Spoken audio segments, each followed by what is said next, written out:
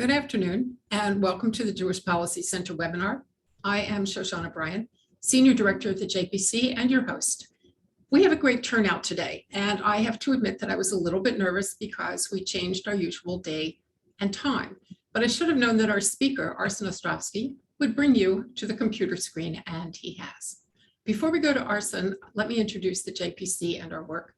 We were established in 1985 as a 501c3 organization to provide perspectives and analysis of foreign policy and domestic policy by scholars and academics.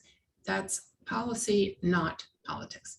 You can find us on our website, jewishpolicycenter.org. There you can read our insight articles, our magazine In Focus. The fall issue is now up, and I have to say it looks really good. You can see our blog in context and our Alliance Tracker and Frontline Defense Briefs. You can also see, by the way, the webinars that precede this one, going back to early 2020. As an organization that sits slightly to the right of center, the JPC advocates for small government, low taxes, free trade, fiscal responsibility, and energy security, as well as free speech and intellectual diversity. The JPC supports a strong American defense capability, U.S.-Israel security cooperation, and missile defense. We support the legitimacy and security of Israel against anyone who would deny that. And that brings us to this program. The determination with which the State Department is pushing to open a separate Palestinian-only consulate in Jerusalem is a means of denying the legitimacy of Israel's capital, and thus the State of Israel. The Biden administration cannot change the unanimously passed Senate concurrent resolution of 1992 that says it reaffirms congressional sentiment that Jerusalem must remain a united city, nor can it do anything about Congress's 1995 Jerusalem law, passed by a 2-to-1 bipartisan margin, which says, among many other things, each sovereign nation under international law and custom may design its own capital, and calls for the location of the U.S. Embassy in Jerusalem. Yes, it took us more than 20 years to get there, but we're there. The U.S., on the other hand, can make life harder for Israel and easier for those who would claim Israel's capital to be someone else's capital. With that said, I am pleased to introduce today's speaker, Arsen Ostrovsky. If you find during the program that you have questions for Arsen, write in. The Q&A function is being monitored even as he speaks. Arsen Ostrovsky is a leading international human rights lawyer and a voice in the pro-Israel community. He is the Chief Executive Officer of the International Legal Forum, a nonprofit proactive hub centralizing the efforts of lawyers, organizations, and activists worldwide in the fight to promote justice, peace, and equality in Israel and the rest of the Middle East. He has spoken before the UN Human Rights Council, in parliaments across Europe, to audiences in North America, as well as regularly addressing the Knesset and other high-level forums. He's an expert on anti-Semitism, the Israel-Palestinian conflict, the BDS movement, and international law, all really depressing subjects sometimes. In what I think of as the happier part of his life, though, Arsen is also a member of the board of the non-governmental organization, Sharaka, which means partnership in Arabic. Sharaka was established in 2020 by people from Israel, the United Arab Emirates, and Bahrain after the signing of the Abraham Accords. The organization's mission is to develop bonds among the people of Israel and the Gulf in order to strengthen peace, trust, and cooperation. The organization presently has 3 operational divisions located, oddly enough, in Israel, Bahrain, and the UAE, and I suppose they're hoping for more in the near future. Arsen's other happy place is Tel Aviv, from which he regularly posts fabulous food, beach, and street scene photos on Twitter. Tel Aviv, as many of you know, has won awards as a tourist destination and has been lauded by TripAdvisor and The Lonely Planet. I think Arsen's Twitter feed has a lot to do with that.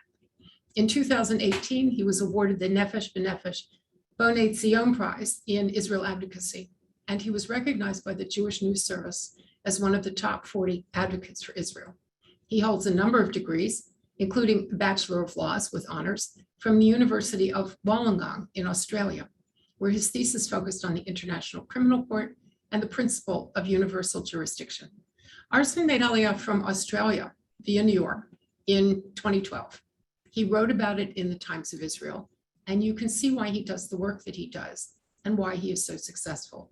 He said then, quite simply, there is nowhere I feel more alive or at home than in Israel, whether it is the ancient stones of Jerusalem, the vibrancy of Tel Aviv, or the majestic Negev.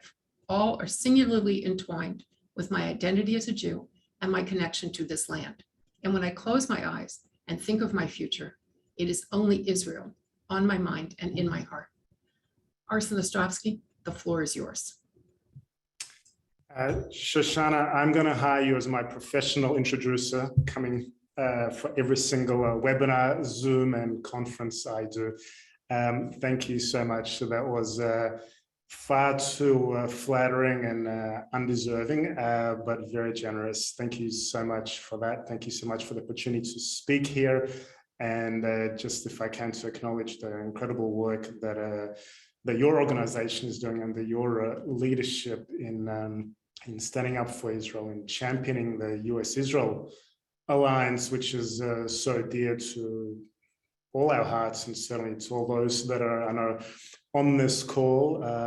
So what you do, I think, is truly instrumental, and it's something that I can tell you that I here in Israel certainly feel, and that so many of us certainly appreciate it, not only in the good days, but also in the challenging and difficult days, which unfortunately we have quite a few of them here. We had certainly earlier this year in May, after the rocket bombardment from Gaza. You guys did an incredible amount of work in terms of supporting Israel, and certainly now with other sort of challenges, whether that be Iran, anti-Semitism, or the other matter that we're going to be discussing today with respect to Jerusalem. I'll try and be as brief as I can, or as brief as one can be on Jerusalem, a history that spans 3,000 plus years, which you would have thought by now, we were past the point of Jerusalem being a source of contention or an issue that's still a dispute. Is it or isn't it Israel's capital? Do we pray next year in East Jerusalem, West Jerusalem? It's just Jerusalem, full stop. It always has been, it is, and thus it shall remain. Let me start though from the end, and then work my way through. I want to give you in a nutshell what my feelings, what my position is, what my personal position is. I wear many hats, but this is certainly coming from the heart, and then I'll work my way through and try and explain that.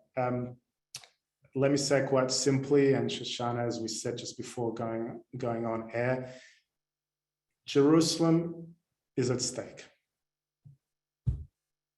It is. In a nutshell, what we are seeing is that the administration essentially is trying to unwind the clock, to water down the recognition of Jerusalem, a recognition that, by the way, has overwhelming support in Congress across the aisle, as it has for many, many years, decades. In fact, essentially what they're trying to do is to have their cake and eat it. Meaning, there is the insisting that Jerusalem shall remain Israel's capital, recognizing that the embassy shall stay where it is in Jerusalem, but they're trying to essentially undermine that or water that down by opening the consulate to the Palestinians in Jerusalem also. The Palestinians, of course, are overjoyed. They're over the moon.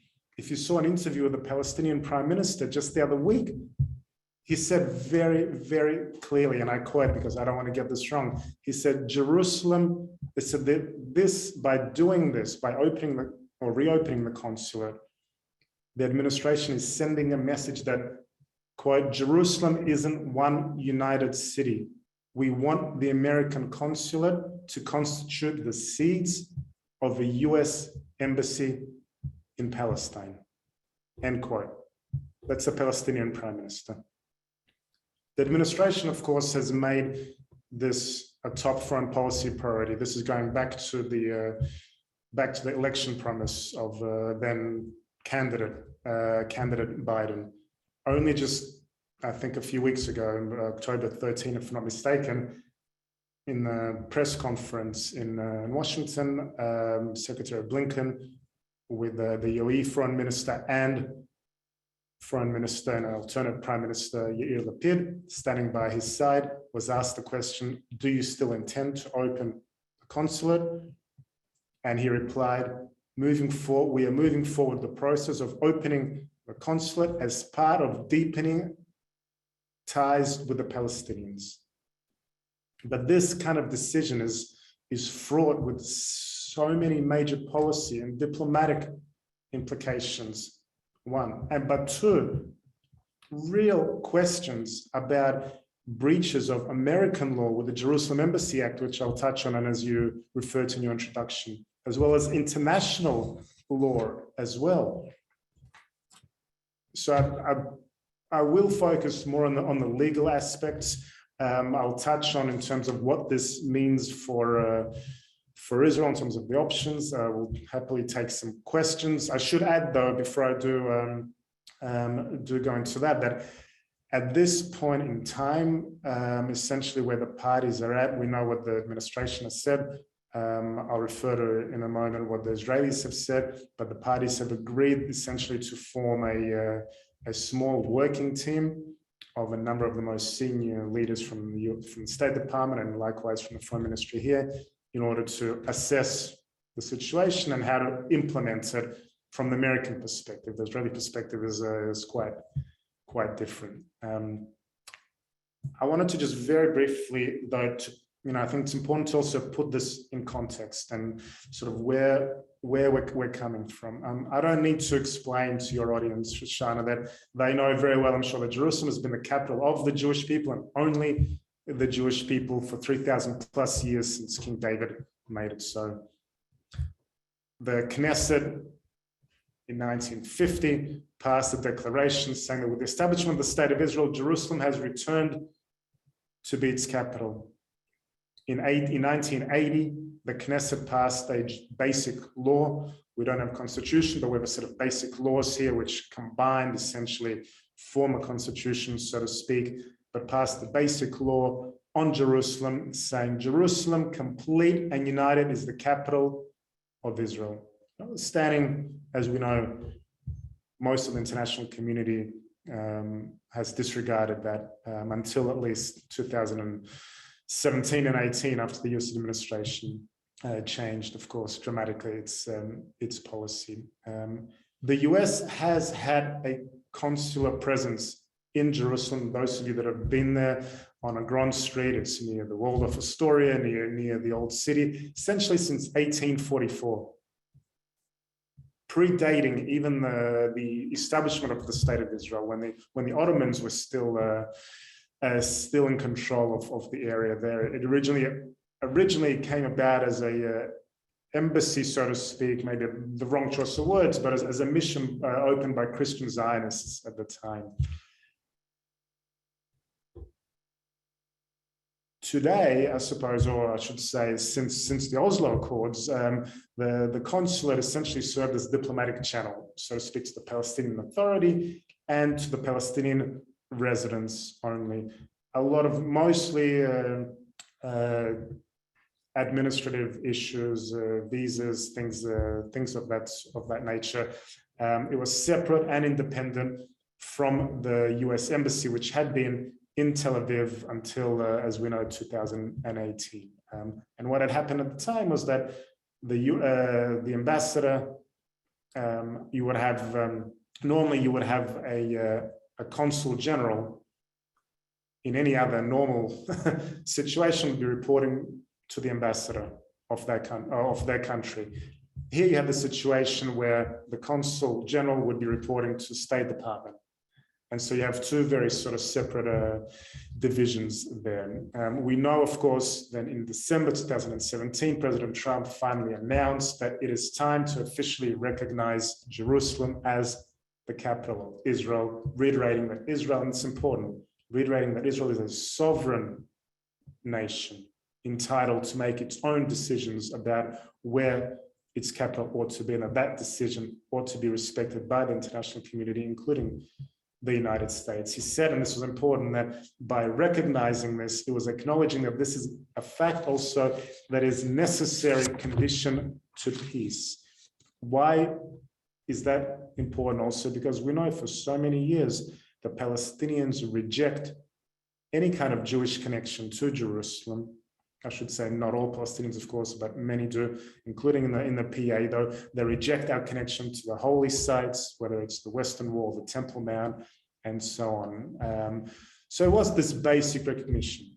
In 2018, the embassy finally opened, essentially thereby rendering the consulate obsolete. There was no need for it anymore. So the mission there was closed, and essentially all the matters concerning Palestinian residents ended up being handled by the newly created as Palestinian Affairs Unit.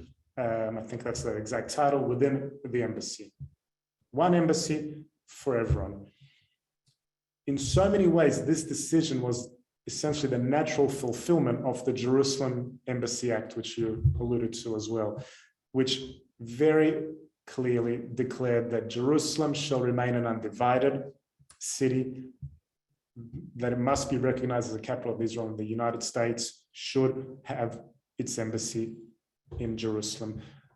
Over many years, there was every 6 months, there was a presidential waiver. However, as we know, once again, 2018 or 2017, that decision was finally changed, and the embassy was moved formally to Jerusalem, along with the recognition.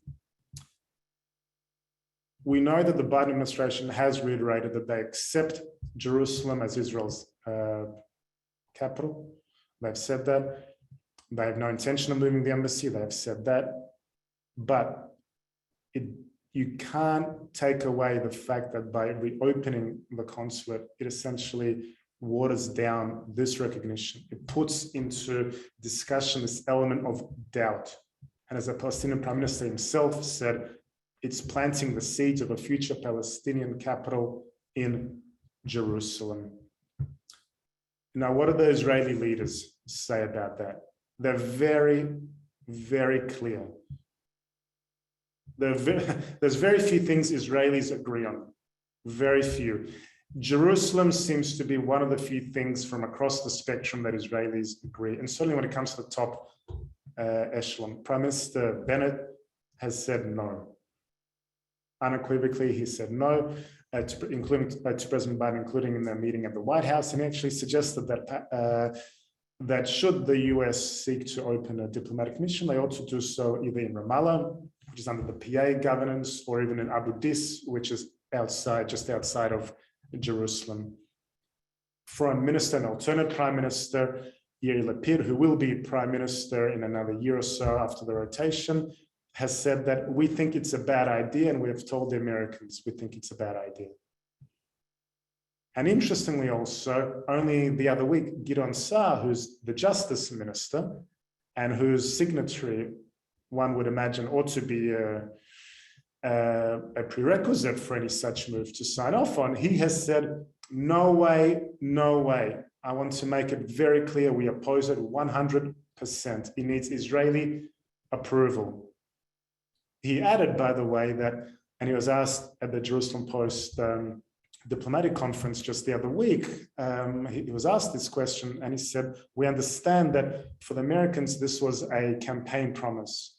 But for us, he said, this is a generational commitment, and one that we will not compromise on this issue. So you have a deadlock now. We'll talk about some of the options as well. What happens if the Israelis insist on saying no and the Americans insist on saying yes? What are some of the options? But what are some of the legal issues, some of the legal impediments? We've spoken about the Jerusalem Embassy Act, the act that said Jerusalem should remain an undivided city in which the rights of every ethnic and religious group are protected. Jerusalem must be recognized as the capital of the state of Israel. We know that the Senate has subsequently, in 2017, before even President Trump recognized Jerusalem as the embassy, they voted 97-3, something astronomical like that. Apologies, that was a different act. My apologies. But they voted, this is on the 50th anniversary of the reunification of Jerusalem. They again voted to unanimously approve the Jerusalem Embassy Act from prior.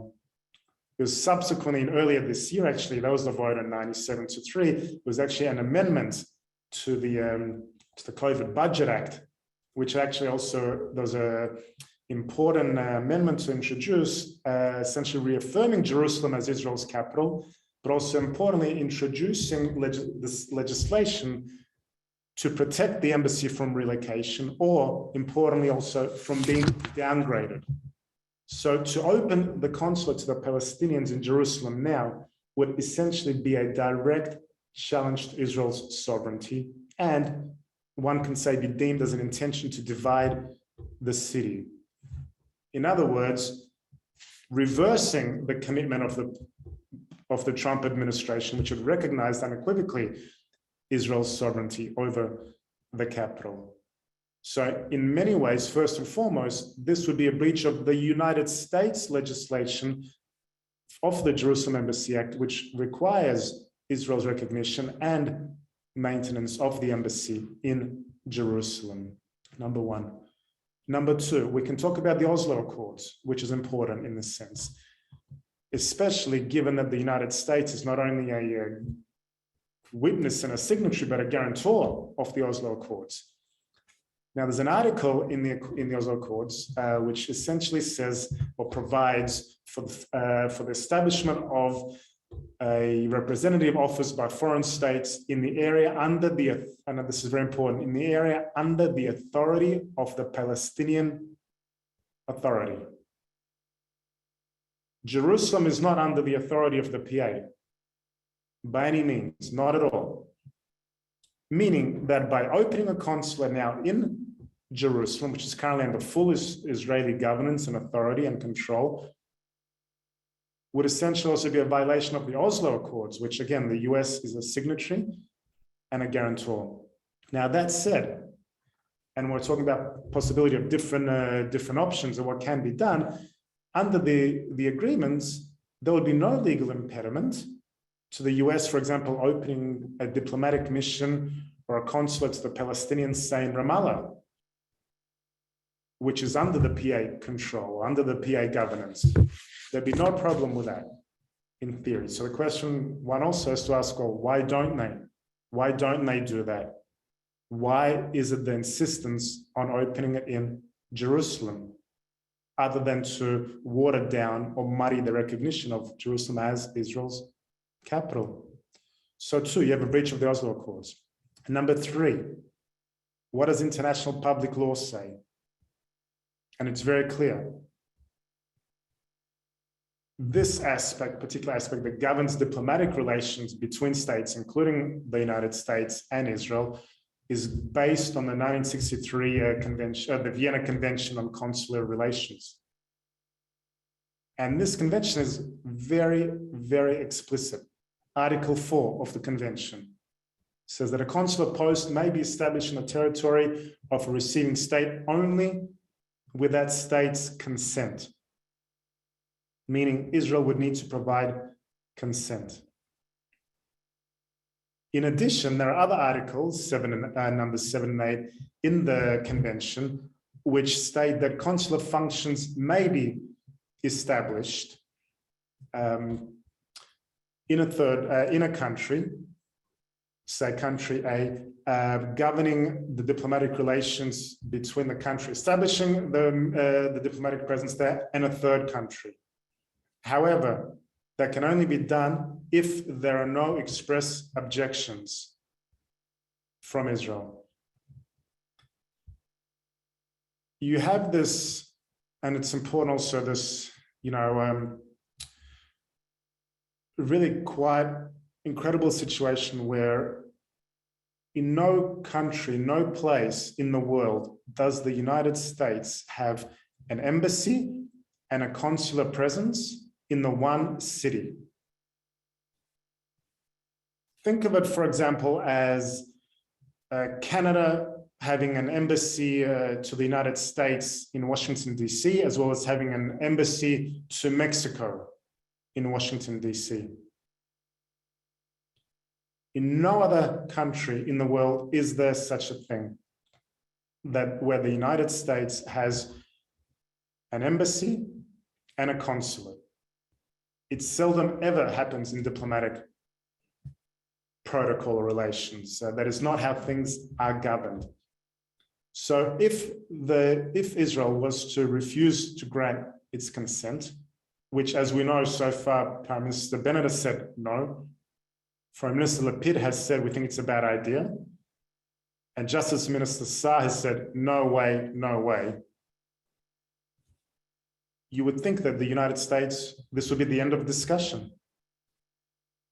It is anything but the end of discussion. There's been a pause at the moment, primarily because Israel has a vote coming up on the budget, which needs to be passed. And the United States is of the view, which has been expressed to them, that if they push on this, then that may threaten possibly the fragile nature of the coalition. Mind you, as has also been made clear, Jerusalem is such a critical issue that even after passing of the budget, it could still potentially break the government apart. So you have a situation at the moment where, should the United States go over Israel's objections, which it possibly, I mean, it will be completely unprecedented in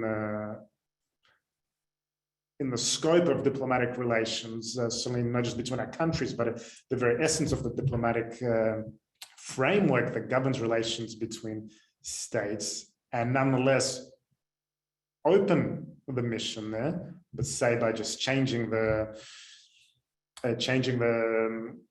sign on the consulate or on the mission, that would be something, you know, completely unprecedented.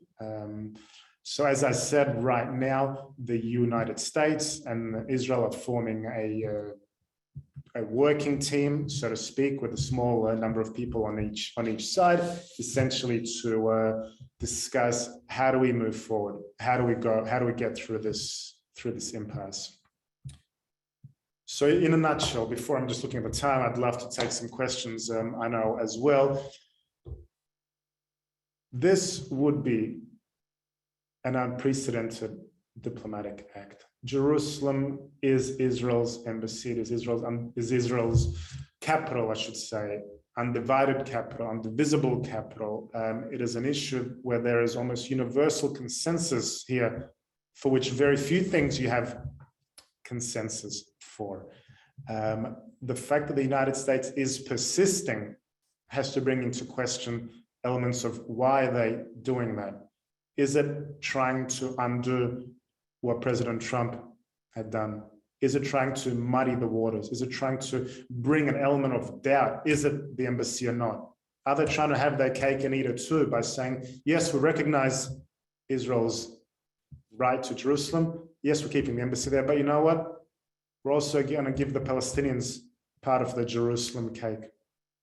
So not only would this be an affront to Israel's sovereignty and the United States' number one foremost ally, but, and this is important also, it would, on the contrary to the US claims that it would promote peace, it would undermine peace. It would push peace back. It would reverse the basic acceptance of this fundamental truth that Jerusalem is the capital of Israel and only the Israeli people. It would reward Palestinian intransigence when the Palestinians are still, for example, inciting, when they're still firing rockets, when the PA is still using $8 to fund the nefarious pay-to-slay program of rewarding Palestinian murderers and terrorists of Israelis. You want to reward them with a piece of Jerusalem? When they still deny our very connection to Jerusalem, to the holy sites of Jerusalem. How does this advance peace? It does not advance peace. It not only undermines peace, but it also is an affront to Israeli sovereignty. And the world is looking now at what the United States is doing. And certainly after Afghanistan and as we're seeing the Middle East once again taking shape, as the Abraham Accords countries are looking at how the US is acting. The world is watching, and certainly Israel is watching. But most of all, I think that, well, not most of all, but the reopening of the consulate would be first and foremost a breach, and it's important, a breach of American legislation, a breach through the Jerusalem Embassy Act. It would also be an affront to the wishes of the American people, as we've seen through Congress, overwhelming number of elected officials in the House, in the Senate, agreeing that Jerusalem is the capital. The embassy ought to stay there. Jerusalem ought to remain the undivided capital, but also be a breach of international law and the very element of the international law framework that governs how states interact. There are ample opportunities for the United States to deepen their relationship with the Palestinians, to advance meaningful efforts for peace that surely Israel would support. But those that do not require us compromising our sovereignty over Jerusalem, the very heartbeat of the Jewish people, the very center of our country, our capital. We just marked Rosh Hashanah, Yom Kippur. What do we end the words with? Next year in Jerusalem, not next year in West Jerusalem or East Jerusalem, but just Jerusalem. So there are a lot of policy implications. There are a lot of diplomatic implications. There are certainly a lot of legal implications in terms of how we move. What does this mean for the US-Israel alliance? What does this mean internally here in Israel, and also for the rest of the world, for them to watch what the United States is doing and how it interacts with its allies. With that, Shoshana, I'm gonna stop it there. We could go on and on about Jerusalem. It's a city with 3,000 plus years with incredible, rich, diverse, beautiful history. The politics and the history of it. But I'd love to take questions. This is not an easy. There's no easy solutions here. I don't have all the answers. I'll try and do my best. Thank you. Mostly the political history of Jerusalem, I think, is a mess. So it's not like this is any different than the previous 3,000 years of Jerusalem history. I'm going to run a couple of questions together. People have written in, and I'm going to kind of shove them together. According to your presentation, Israeli leaders are pretty clear on their rejection of this plan. Can you imagine any scenario in which they will cave to American demands? Are they willing to forego aid until there's a more sympathetic US administration? And you mentioned a working team for discussions. Does even the creation of a working team indicate that Israel has to entertain the prospect that the Americans are going to do it?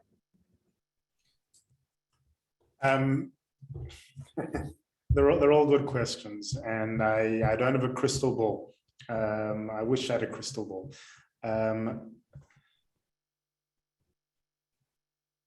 Look, when push comes to shove, we have to see what will happen.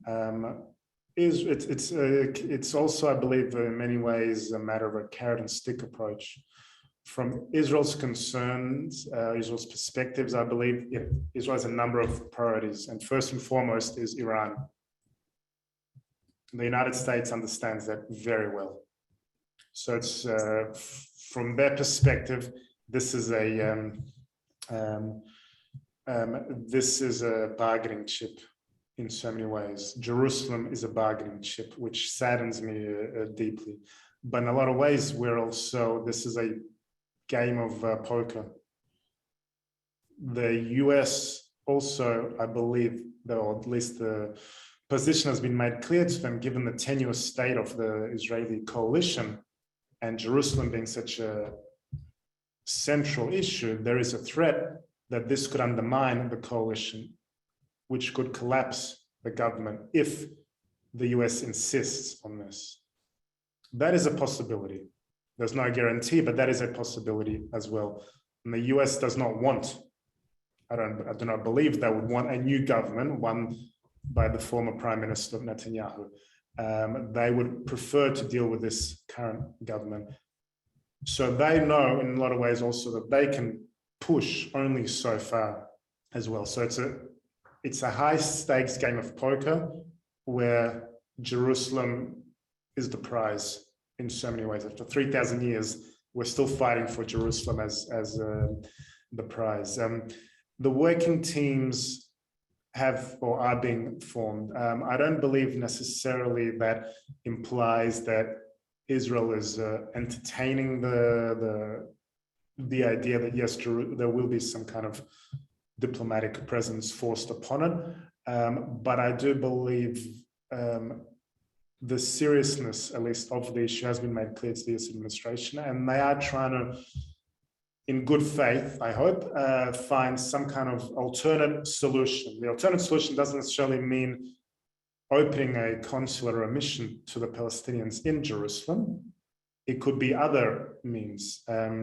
But certainly, from Israel's perspective, you're in a tough situation if the US administration comes to you and says, you want action on Iran or to replenish the Iron Dome or ongoing military aid.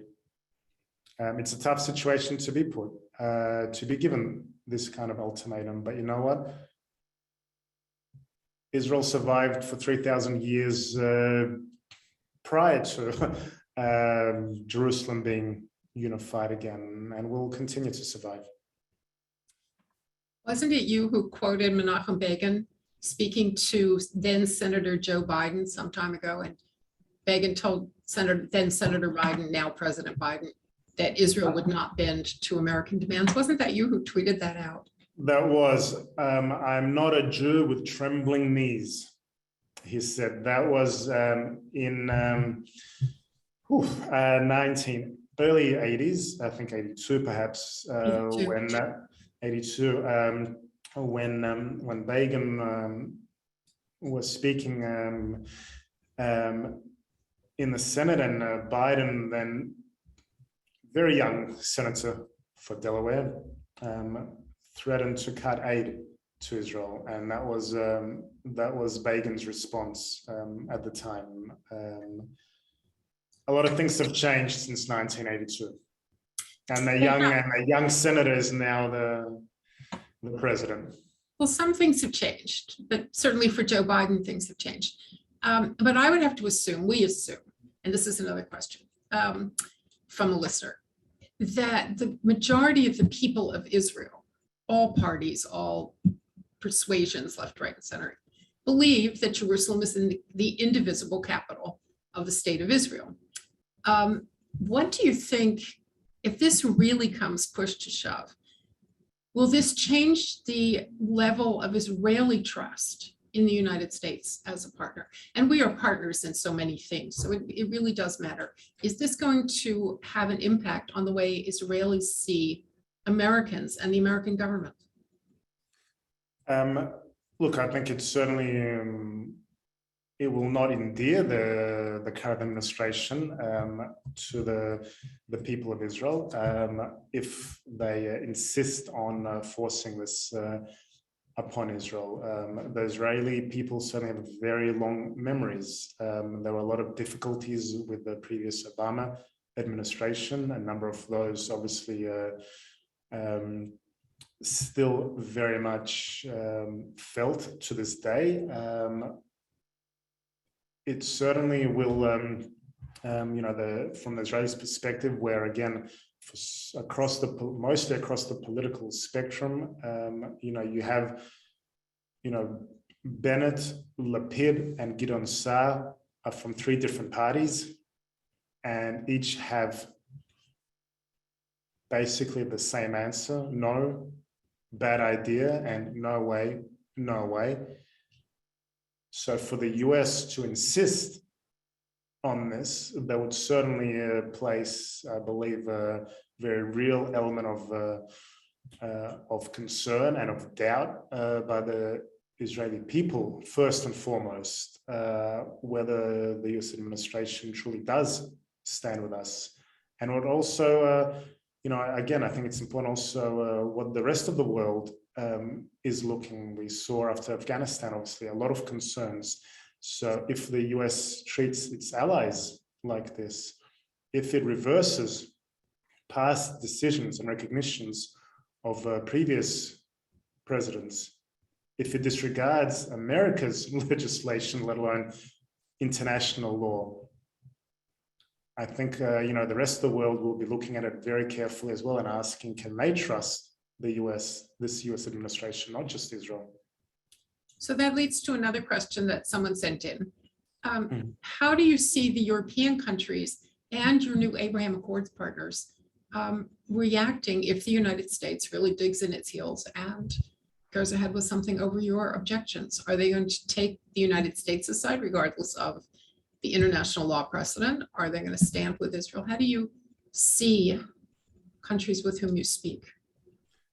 The Europeans will be jumping for joy.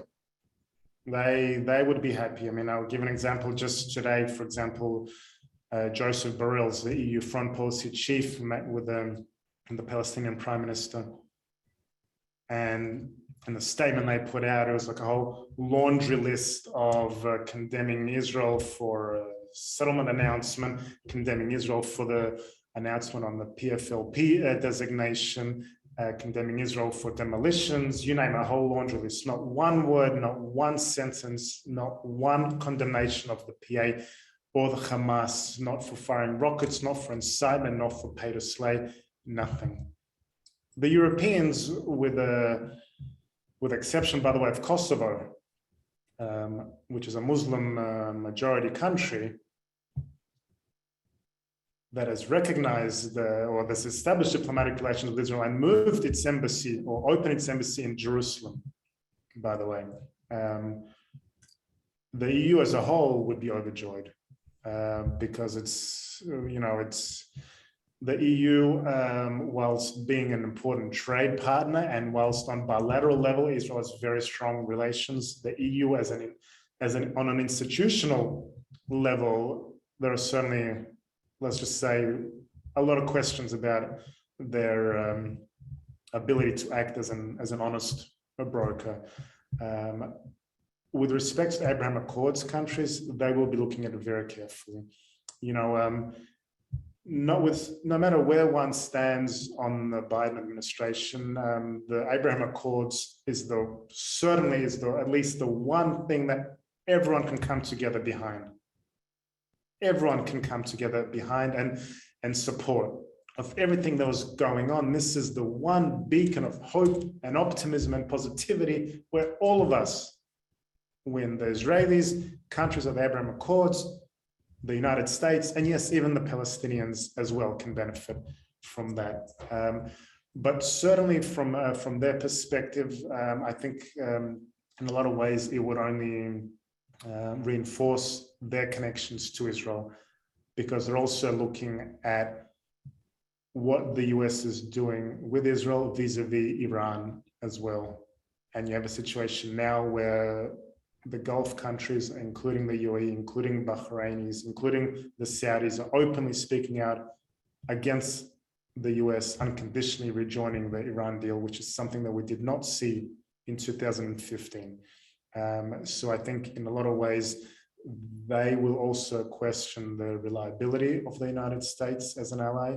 And in a lot of ways, I think that would draw them closer to Israel and understanding of the importance of maintaining a strategic alliance with us. We saw literally just in the last week, I don't know if you saw, Israeli Air Force was holding this joint exercise with about 16 or so countries from across the world, including the UAE, including the chief of the UAE Air Force was here. And there's no mistaking that message, who that was for. That was for Tehran. So as people know, we're coming to the end of the program, and as people who listen often know, I like to end on a positive note. I like to ask a question, the answer to which will be positive. So you've preempted me and you've given a positive answer to a question that I didn't actually ask. So let's go with just one more thing, and I'm going to drag this in because it's out there and you've been out there on it. This designation of 6 Palestinian organizations as terror related because they are associated with the PFLP, which is that's a positive thing. It's going to be. No, it can't be, but you've already preempted my positive question. So we're going to go where the subject takes us. The US has designated the PFLP as a terrorist organization. And the US would say normally under such a designation that affiliated arms of those organizations are also terrorist related. So it shouldn't have been a problem for the United States. I have often said that terrorist organizations do not have wings. Chickens have wings. Terrorist organizations have affiliates. I have to assume, because the Israeli government said so, that the United States had advance information on these 6 organizations. Do you believe, and maybe there's a positive answer here, do you believe that Israel can convince the United States with the evidence that it has that these organizations are not simply operating for the benefit of poor, hungry Palestinian children, but are in fact affiliates of the PFLP? How confident are you in Israel's ability to make the case? First and foremost, Israel shouldn't and doesn't need to make the case to anyone. We are a sovereign nation that are entitled, not only entitled, but have the obligation to act in accordance with the national security interests of our people. And if we deem, based on the evidence collected over many years,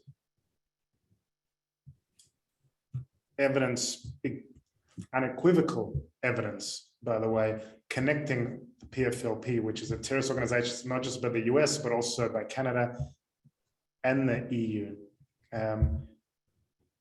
Allies shouldn't ask allies to justify these kinds of decisions that are in our national security interest. Israel would certainly never ask this of the United States, and the United States does not ask this of other allies in these circumstances. The Israeli Foreign Ministry has made it very clear that they have that they informed the United States. Whether they were satisfied or not, that's another issue. That's up to them.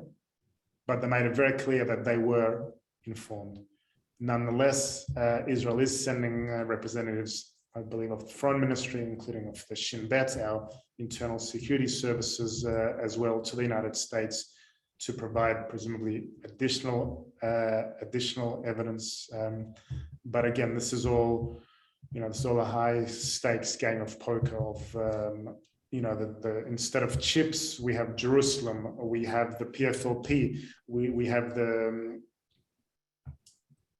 visa waiver, which came in the news now today. We have the settlement announcements. These are all moving pieces in a jigsaw puzzle. But at the end of the day, that Israel will do what Israel must do to defend its citizens, to protect its citizens, any sovereign nation would, whether it's Israel, the United States, or any other country, and allies ought to stand with their allies and support these decisions rather than undermine.